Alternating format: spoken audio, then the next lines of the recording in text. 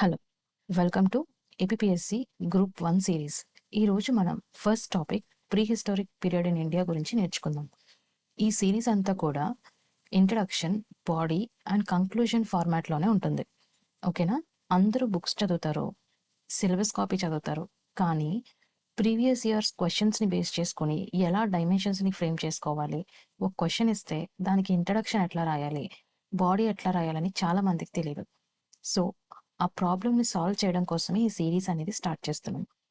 So start చేద్దాం. Coming to the introduction. Pre historic period అంటే ఏంటి? First definition.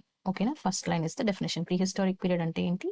Oldest part of human history lacking written records. ఎలాంటి written records లేని oldest హిస్టరీనే pre historic period అని అన్నాం. ఓకేనా? మరి రిటర్న్ రికార్డ్స్ లేవు కదా, వాళ్ళ గురించి ఎలా తెలుసుకుంటామంటే we learn through their lives through the clues they left behind. వాళ్ళు వదిలేసి వెళ్ళిన క్లూస్ ఏంటవి? స్టోన్ టూల్స్ కావచ్చు, కేవ్ పెయింటింగ్స్ కావచ్చు, అలాగే పాటరీ కావచ్చు. ఓకేనా? వాళ్ళు వదిలేసి వెళ్ళిన లేదా వాళ్ళు వాడిన స్టోన్ టూల్స్ కానీ, కేవ్ పెయింటింగ్స్ కానీ, లేదంటే పాటరీ కానీ. Okay, next pre historic period ఏం చెప్తుంది? It shows the exciting journey of humans, early humans who changed from nomadic hunter gatherers to settled agrarian communities. అంటే nomadic hunter gatherers అంటే వేటాడే మనుషులు, సంచారులు అంటారు కదా. ఒక ప్లేస్ నుంచి ఇంకొక ప్లేస్కి మూవ్ అవుతూ హంటర్ గ్యాదరర్స్ వేటాడుతూ ఉండేవాళ్ళు. వాళ్ళు సెటిల్డ్గా ఒక ప్లేస్లో సెటిల్డ్గా ఉంటూ అగ్రేరియన్ కమ్యూనిటీస్ అంటే వ్యవసాయదారులుగా ఎలా మారారు అనేది మనకి ప్రీ హిస్టారిక్ పీరియడ్ చెప్తుంది. ఓకేనా? Clear? Next coming to the first dimension. First dimension ఏంటండి? Technological evolution and tool culture. ఓకేనా? Technological evolution and tool culture. Tools ఎట్లా చేంజ్ అవుతూ వచ్చాయి. మనం స్టోన్ ఏజ్ని ఎన్ని పార్ట్స్గా డివైడ్ చేసుకుంటాం? Palaeolithic, Mesolithic and Neolithic. Palaeolithic, Mesolithic and Neolithic. Palaeolithic అంటే పాతరాతి యుగం, మీసోలిథిక్ అంటే మధ్యరాతి యుగం, అండ్ నియోలిథిక్ అంటే కొత్త రాతి యుగం అంటాం. ఓకేనా? వాళ్ళు వాడిన స్టోన్స్ని బేస్ చేసుకొని మనం ఈ స్టోన్ ఏజ్ని 3 డిఫరెంట్ పార్ట్స్గా డివైడ్ చేసాం. ఒకటి పేలియోలిథిక్, మీసోలిథిక్ అండ్ నియోలిథిక్. సరే, పేలియోలిథిక్ ఏజ్లో ఎలా ఉండేవి టూల్స్ అంటే లార్జ్, హెవీ, అన్పాలిష్డ్గా ఉండేవి. ఎగ్జాంపుల్స్ ఏంటి? Hand axes and cleavers. Okay, ఇవి ఎక్కడ దొరికాయంట? అట్రింపక్కం ఇన్ తమిళనాడు. ఓకేనా? ఒక్కొక్క ఎగ్జాంపుల్, ఒక్కొక్క పాయింట్కి ఒక్కొక్క ఎగ్జాంపుల్ కూడా ఇంక్లూడ్ చేస్తాను, మీరు చూస్తూ రావాలి. ఓకేనా? Next Mesolithic period. ఇక్కడ tiny, highly sophisticated pointed stone tools వచ్చాయి. ఓకేనా? వీటిని ఏమన్నారు? మైక్రోలిథ్స్ అన్నారు. ఇది ఎక్కడ డిస్కవర్ చేశారు? Bagor in Rajasthan. Okay, next coming to the Neolithic period. ఇక్కడ smoothly ground polished stone tools with sharp edges ఉండేవంట. ఓకేనా? Smoothly grounded polished stone tools with sharp edges ఉండేవి. సరే, అసలు ఇప్పుడు టూల్స్ ఫేజ్ మారుతున్నప్పుడల్లా ఎందుకు చేంజ్ అవ్వాల్సి వస్తుందో చూద్దాం. ఓకేనా? ఫస్ట్ ఎలా ఉండేది? ఐస్ ఏజ్ ఉండేది. ఐస్ ఏజ్ ఉన్నప్పుడు బిగ్ యానిమల్స్ ఉండేవి. అవి ఎలా మూవ్ అవుతాయి? స్లోగా మూవ్ అవుతాయి. ఓకేనా? స్లోగా మూవ్ అవుతాయి. అప్పుడు వాటిని హంట్ చేయడానికి పెద్ద పెద్ద రాళ్ళని యూజ్ చేస్తే సరిపోయేదా? ఓకేనా? పెద్ద పెద్ద స్టోన్స్ని యూజ్ చేస్తే సరిపోయేది. అందుకోసమే పేలియోలిథిక్లో large, heavy, unpolished stone tools ఉన్నాయి. ఓకేనా? తర్వాత నెమ్మదిగా ఐస్ ఏజ్ చేంజ్ అయిపోయి క్లైమేట్ వామ్ అయింది. ఓకేనా? క్లైమేట్ వామ్ అవ్వడం వల్ల కొత్త ప్లాంట్స్ అలాగే చిన్న animals, small animals like deer and rabbits, ఇట్లాంటి చిన్నవి ఫాస్ట్గా పరిగెట్టే యానిమల్స్ వచ్చాయి. ఇప్పుడు వీటిని వేటాడాలంటే పెద్ద రాళ్ళని మనం విసిరేలోగానే పరిగెట్టేస్తాయి, అవునా? సో వీటిని చంపడానికి చిన్న చిన్న ఆయుధాలు కావాల్సి వచ్చినాయి. ఈ చిన్న ఆయుధాలు ఏంటి? ఈ పెద్ద రాళ్ళని తయారు చేసే క్రమంలో చిన్న చిన్న ముక్కలు పడిపోతాయా? ఫ్లేక్స్ అంటారు వీటిని. ఏమంటారు? ఫ్లేక్స్. ఈ ఫ్లేక్స్ని ఇట్లా ఒక కర్రకో పుల్లకో తాడుతోనో లేదంటే ఒక తాడుతోనో లేదంటే దేనితోనో కట్టి ఇట్లా బాణాలుగా వాడేవారు. ఓకేనా? బాణాలుగా వాడి వాటితో వేటాడేవారు. ఇప్పుడు వాళ్ళకి ఎక్కువ దూరం పరిగెట్టాల్సిన అవసరం లేదు. ఓకేనా? పని సులభం అయిపోయింది. అంతేనా? ఈ ఫ్లేక్స్ని యూజ్ చేయడం వల్ల పని సులభం అయిపోయింది. ఇప్పుడు వీటినే మైక్రోలిత్స్ అన్నారు. ఏమన్నారు? మైక్రోలిత్స్ అన్నారు. నెక్స్ట్, సో చూడండి మీసోలిథిక్ ఏజ్లో ఏమైంది? Tiny, highly sophisticated pointed stone tools ఉన్నాయి. వీటిని ఏమన్నారు? మైక్రోలిత్స్ అన్నారు. Next, coming to the Neolithic period. ఇక్కడికి వచ్చేసరికి నియోలిథిక్ పీరియడ్లో ఏం జరిగింది? వీళ్ళు వ్యవసాయం స్టార్ట్ చేశారు, అగ్రికల్చర్ స్టార్ట్ చేశారు, ఫార్మింగ్. ఈ అగ్రికల్చర్ స్టార్ట్ చేయడం వల్ల, అగ్రికల్చర్ చేయాలంటే ఏమవ్వాలి? వాళ్ళకి ల్యాండ్ కావాలి కదా. ల్యాండ్ కావాలంటే ఫారెస్ట్ని కట్ చేయాలి. సో ఆ పని మైక్రోలిత్స్ వల్ల అవుతుందా? అవ్వదు. సో వాళ్ళకి పాలిష్డ్ అంటే సాన పెట్టబడిన టూల్స్ కావాలి. ఓకేనా? సో ఇలా చివర సాన పెట్టిన టూల్స్, ఇలా పాలిష్డ్ టూల్స్ అనేవి వాళ్ళకి కావాల్సి వచ్చింది. ఓకేనా? క్లియర్? ఇప్పుడు ఈ పాలిష్ టూల్స్తో ఏం చేయొచ్చు? అడవుల్ని నరకచ్చు. అంతేనా? పెద్ద పెద్ద చెట్లని, అడవుల్ని నరకచ్చు. అలాగే దున్నచ్చు, భూమిని కూడా దున్ని వ్యవసాయం చేసుకోవచ్చు. క్లియర్? ఇప్పుడు సిగ్నిఫికెన్స్ చూద్దాం.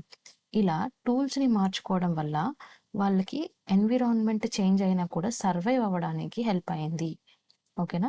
The gradual shift from heavy stone to micro tools show how technological advancement help early humans exploit their changing environment. Environment change అయినా కూడా వాళ్ళ టూల్స్ మార్చుకోవడం వల్ల, ఈ టెక్నాలజికల్ అడ్వాన్స్మెంట్ వల్ల వాళ్ళ ఎన్విరాన్మెంట్ చేంజ్ అయినా కూడా వాళ్ళు ఎఫిషియెంట్గా బతకగలిగారు.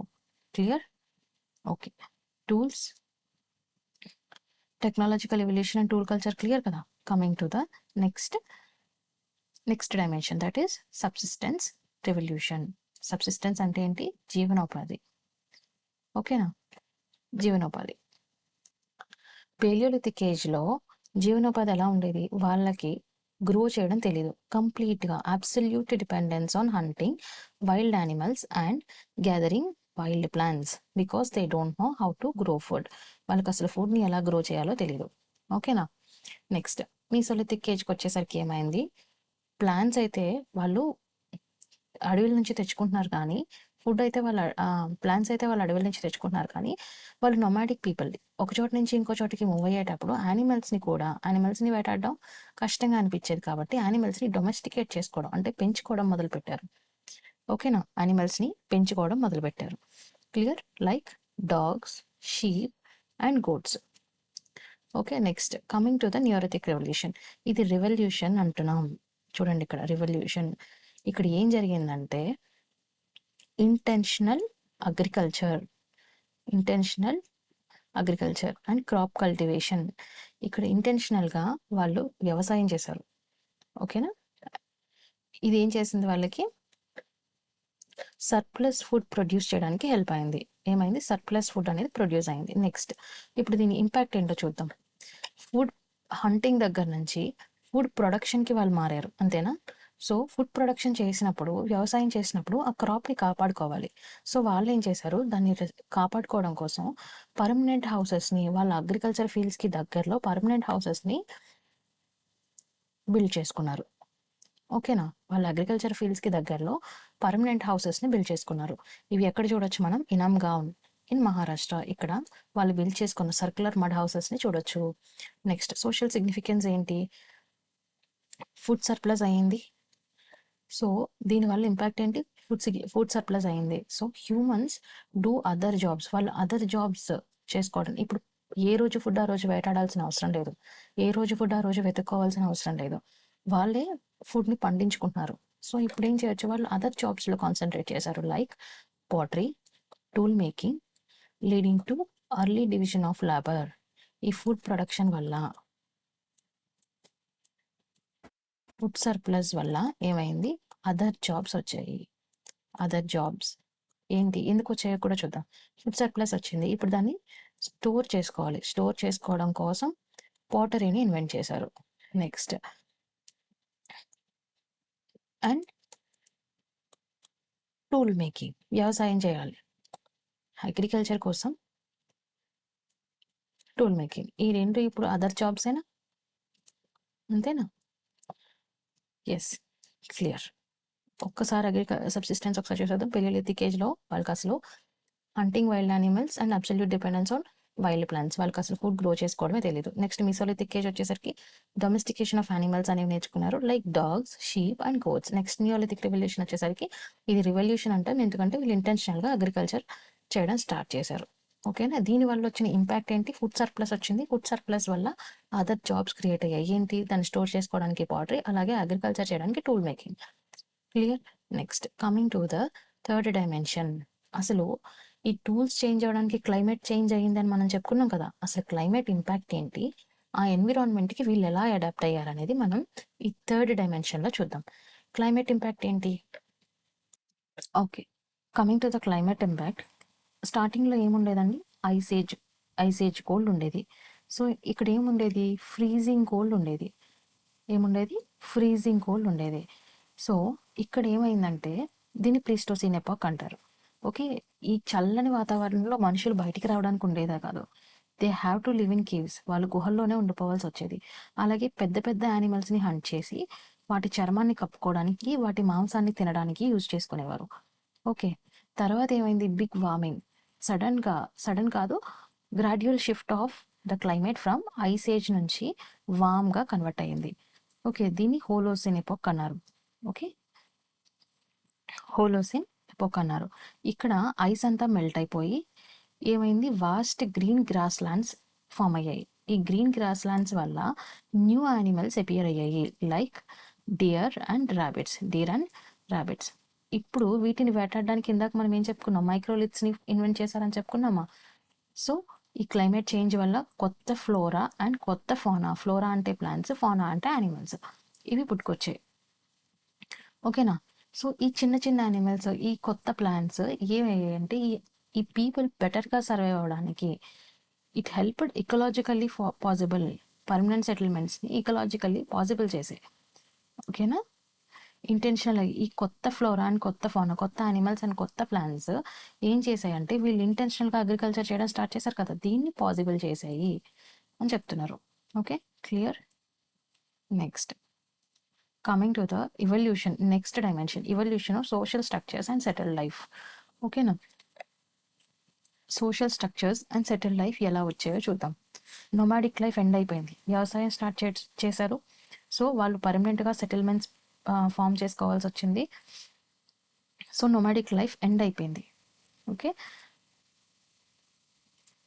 నెక్స్ట్ ఎర్లియస్ట్ విలేజెస్ పర్మనెంట్గా సెటిల్ అవుతున్నారు అంటే చిన్న చిన్న గ్రామాలు ఫామ్ అవుతున్నట్టేనా? మీరు ఏం చేస్తారంటే ఈ డైమెన్షన్ కింద ఇవి గుర్తుపెట్టుకోండి.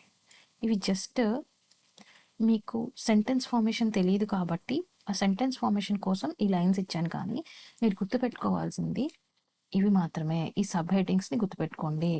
నొమాడిక్ లైఫ్ ఎండ్ అయిపోయింది, సో పర్మనెంట్ సెటిల్మెంట్స్ వచ్చాయి అగ్రికల్చర్ని కాపాడుకోవడం కోసం. ఇప్పుడు ఏమైంది? ఒక 10 మంది కలిపి ఒక చోటే స్టే చేశారు అంటే అవి ఒక స్మాల్ విలేజ్ అనుకోవచ్చా? ఒక సెడెంటరీ విలేజ్. ఓకేనా? ఒక చోట నివసిస్తున్నారంటే ఒక స్మాల్ విలేజ్ కమ్యూనిటీ లాగా ఫామ్ అయిందని చెప్పొచ్చు.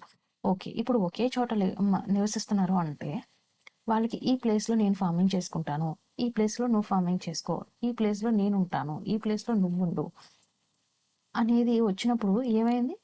ఈ ప్రాపర్టీ నాది, ఈ ప్రాపర్టీ నీది. సో కాన్సెప్ట్ ఆఫ్ ప్రాపర్టీ అనేది ఎవాల్వ్ అయ్యిందా? ఎస్, సెటిల్డ్ లైఫ్ గేవ్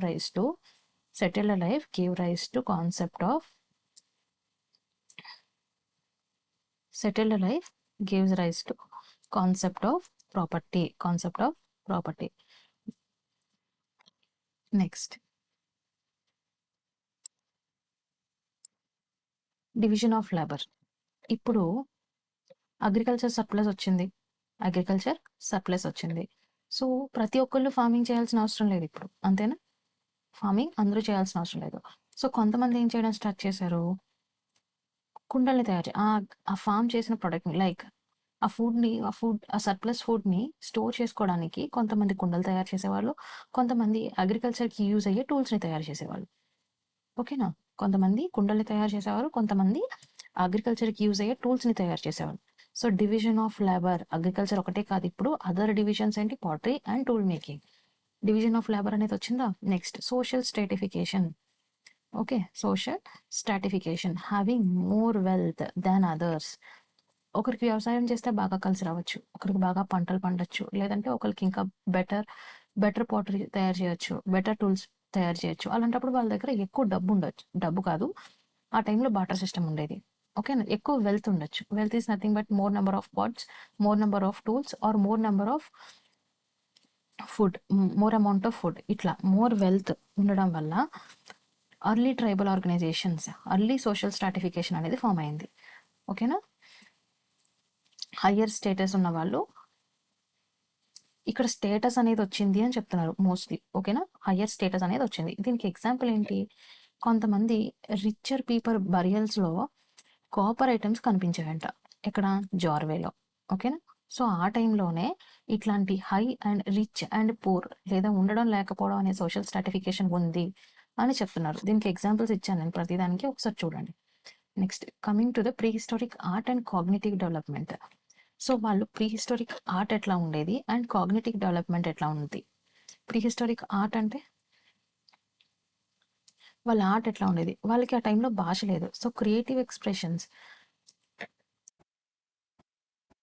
వాళ్ళు దేన్ని యూజ్ చేసేవారు, రాక్ పెయింటింగ్స్ని ఒక ఎక్స్ప్రెషన్ ఫామ్లో యూజ్ చేసేవారు. ఓకేనా, సో వాళ్ళ ఫీలింగ్స్ని ఎక్స్ప్రెస్ చేసుకోవడానికి భాష లేదు, కానీ ఒక గోడ మీద పెయింటింగ్తో వాళ్ళు క్రియేటివ్గా ఎక్స్ప్రెస్ చేసుకునేవారు. లైక్ ఈ ఆర్ట్ వల్ల మనకేం తెలుస్తుంది, హంటింగ్ ప్రాక్టీసెస్ తెలుస్తాయి. వాళ్ళు ఏ టైప్స్ ఆఫ్ యానిమల్స్ని యూజ్ చేసేవారు, వాళ్ళ హంటింగ్ ప్రాక్టీసెస్ ఏంటి, ఇట్లాంటివి తెలుస్తాయి. ఓకేనా, నెక్స్ట్ అక్కడ సోషల్ లైఫ్ ఎలా ఉండేది, జెండర్ రోల్స్ ఎట్లా ఉండేవి, ఇవి కూడా తెలుస్తాయి. ఓకేనా, ఎట్లా women shared work in community, example women grinding grain, ఆడవాళ్ళు ధాన్యాన్ని దంచడం కానీ, లేదంటే ఫ్యామిలీస్ అన్నీ కలిసి డాన్స్ చేయడం కానీ, ఇట్లాంటివన్నీ మనం వాళ్ళ ఆర్ట్లో ఐడెంటిఫై చేయొచ్చు. సో దాన్ని బట్టి వాళ్ళ కాలంలో ఇలా కమ్యూనిటీస్ ఉన్నాయని తెలుసుకోవచ్చా. ఎస్, నెక్స్ట్ రిలీజియస్ బిలీఫ్స్, వాళ్ళు యానిమిజం అంటే నేచర్ని వర్షిప్ చేసేవారు. ఇది మనకి ఎట్లా తెలుస్తుంది, వాళ్ళు డ్రా చేసిన యానిమల్ బొమ్మలు కానీ వీటిని చూస్తే తెలుస్తుంది. ఓకేనా, నేచర్ని వర్షిప్ చేసేవారు. నెక్స్ట్ ఎకనామిక్ యాక్టివిటీస్ తెలుస్తుంది, వాళ్ళు క్యాటిల్ హర్డింగ్ అనేది చేసేవారు, అంటే జంతువుల్ని పెంచుకోవడం చేసేవారు, లాంటివి చేసేవారు, అది వాళ్ళకు one of the economic activity అని తెలుస్తుంది. Next coming to the chalcolithic transition and foundations of urbanisation.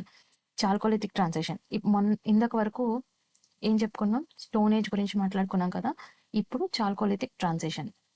చాల్కో అంటే కాపర్, స్టోన్ అండ్ కాపర్ ఎలా మిక్స్ చేసి యూజ్ చేశారో, దీనివల్ల ఏం చేంజెస్ వచ్చాయో చూద్దాం. మెటల్ ఏజ్ ట్రాన్సిషన్, ఇక్కడ వీళ్ళు మెటలర్జీని అర్థం చేసుకున్నారు, కాపర్ని కరిగించి దాంతో టూల్స్ని తయారు చేయడం నేర్చుకున్నారు. ఓకేనా, along stone tools, copper metal along with stone tools, కాపర్ని ఎలా యూజ్ చేయాలో నేర్చుకున్నారు. నెక్స్ట్ ఫార్మింగ్లో ఇప్పుడు కాపర్ అనేది strong metal compare to stone, అవునా. సో ఈ స్ట్రాంగ్ మెటల్ని యూజ్ చేయడం వల్ల బెటర్ ఫార్మింగ్ టెక్నిక్స్ అనేవి డెవలప్ అయ్యాయి. ఓకే, సేమ్ ఇప్పుడు కాపర్ని యూజ్ చేసి తయారు చేసే పాటరీ స్ట్రాంగ్గా ఉంటుంది. సో పాటరీ అండ్ మెటలర్జీని వీళ్ళు అర్థం చేసుకున్నారు. Okay, next coming to the rural foundations. So ఈ రూరల్ ఫౌండేషన్స్ ఇక్కడ ఏం జరిగిందంటే, rural chalcolithic foundations created strong trading networks. వీళ్ళు అర్థం చేసుకున్న చాల్కోలిథిక్ మెటలర్జీని బేస్ చేసుకొని వీళ్ళు మెటల్స్ని ఎక్స్చేంజ్ చేసేవారు, గ్రెయిన్స్ని ఎక్స్చేంజ్ చేసేవారు. ఇలా ఒక ట్రేడింగ్ బిజినెస్ అనేది స్టార్ట్ అయిందా, ట్రేడింగ్ అనేది స్టార్ట్ అయింది. ఒక ప్లేస్కి మెటల్స్ ఇచ్చి వాళ్ళ దగ్గర నుంచి గ్రెయిన్స్ తెచ్చుకోవడం, అలాగే వాళ్ళకి గ్రెయిన్స్ ఇచ్చి అక్కడున్న విలువైన మెటల్స్ని తెచ్చుకోవడం, ఇట్లా. Okay, it paved the way for Harappan civilisation, early urban system like Harappan civilisation. Clear, next ఇక్కడ కొన్ని ఏపీఎస్సి అండ్ టీజీపీఎస్సికి యూజ్ అయ్యే ఎగ్జాంపుల్స్ని ఇన్వాల్వ్ చేశాను. లైక్ కర్నూల్ కేవ్స్, ఇక్కడ ఏం ఐడెంటిఫై చేశారు, కర్నూల్ కేవ్స్లో earliest fire use. Next Giddalur and Nagarjunakonda, ఇక్కడ lithic tool transitions, Palavoy and ఉత్నూర్లో యాష్ మౌంట్స్ని ఐడెంటిఫై చేశారు. నెక్స్ట్ టీజీపీఎస్సికి సంబంధించిన ఎగ్జాంపుల్స్ మాండవల్ గుట్ట అండ్ తోగరై. ఇవి ఎగ్జాంపుల్స్ని మీరు క్వశ్చన్ వచ్చినప్పుడు దానిలో ఇంక్లూడ్ చేయండి, దానివల్ల బెటర్ ప్రజెంటేషన్ ఉంటుంది. Next coming to the conclusion, it was not just a silent era of stone tools. ఇది ఒక స్టోన్ టూల్స్కి సైలెంట్ ఎరా కాదు, బట్ ఇది ఒక foundational laboratory of human survival. చూడండి వాళ్ళు ఎన్ని ఏజెస్ని తట్టుకున్నారు. ఐస్ ఏజ్లో ఒక రకంగా ఉంది సర్వైవల్, తర్వాత వామ్ అయిన తర్వాత ఒక రకంగా ఉంది. వాళ్ళు టూల్స్ని మార్చుకున్నారు, టెక్నాలజీని మార్చుకున్నారు, తర్వాత యానిమల్స్ని హర్ట్ చేయడం నేర్చుకున్నారు, తర్వాత వ్యవసాయం నేర్చుకున్నారు. ఇదంతా ఫౌండేషనల్ ల్యాబొరేటరీ. ఒక ల్యాబొరేటరీ వర్క్ అనుకోవచ్చు, ఒక ఎక్స్పెరిమెంటల్ ప్రాసెస్ అనుకోవచ్చా. నెక్స్ట్ పాయింట్ చూడండి ఒకసారి, by transforming from nomadic Hunter to settled inventors, early humans laid bed rock for India's first cities. ఇలా నొమాడిక్ హంటర్స్ నుంచి సెటిల్డ్ ఇన్వెంటర్స్గా మారడం వల్ల వాళ్ళు ఫస్ట్ సిటీస్కి ఒక దారిని కనుగొన్నారు. అలాగే వాళ్ళు యూజ్ చేసిన సస్టైనబుల్ లివింగ్ టెక్నిక్స్ అనేవి ఈ రోజుకి మనం యూజ్ చేయాలి, ఇప్పుడు మనం కొత్తగా నేర్చుకోవాలి, ఇవి మనం ఇంప్లిమెంట్ చేయాలి అని చెప్పొచ్చు. ఓకేనా. Today these ancient root continue to inspire modern sustainable living and technological adaptation. So conclusion clear? Okay. ఈ టాపిక్కి సంబంధించి ఏమైనా డౌట్స్ ఉంటే కమెంట్ బాక్స్లో మెన్షన్ చేయండి and we will improve for. Okay, thank you. And వీకెండ్లో మనం డిస్కస్ చేసిన అన్ని టాపిక్స్కి సంబంధించి ఒక 5 or 6 క్వశ్చన్స్ని ప్రజెంట్ చేస్తాను. ఒక సండే రాయడానికి ట్రై చేయండి. ఓకేనా. Thank you. ఇంకేమైనా సజెషన్స్ ఉన్నా, ఏమైనా డౌట్స్ ఉన్నా నా కమెంట్ బాక్స్లో మెసేజ్ చేయండి. Thank you.